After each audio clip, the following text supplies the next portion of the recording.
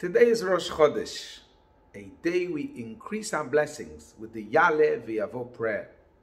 Now everyone loves getting blessings, and the more tailored the blessing is to our specific situation, the more powerful and appreciated the blessing is. So it's divine providence that in this week's prashat Toladot, we read about Isaac blessing his son Jacob. Not one blessing, but two. But in the first blessing, Jacob is disguised and tricks his father into thinking that he's actually blessing his other son Esau. It's only the second blessing that Isaac is doing it with the right son, Jacob, in mind. And there's a very big difference between the two blessings. The first blessing, intended for Esau, is about wealth. May God give you of the dew of heaven and the fat of the earth. And about power.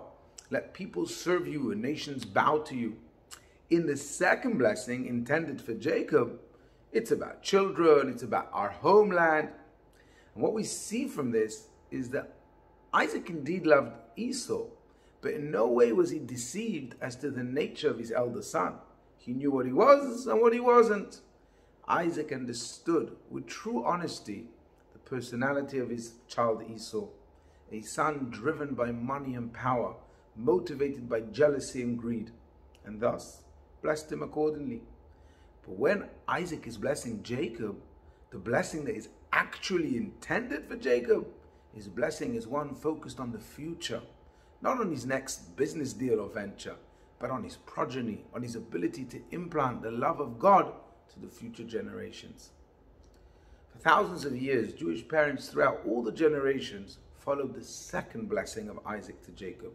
And when they blessed their children, it was not about wealth and power, rather about progeny, family, the land of Israel. Unfortunately, somehow, the dichotomy between the blessing of Jacob and Esau seems to have come to the surface, where parents and friends are not sure which blessings are more important.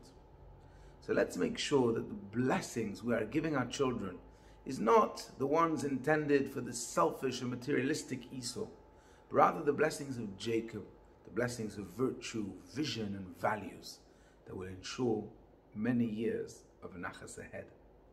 Chodesh Tov, Shabbat Shalom.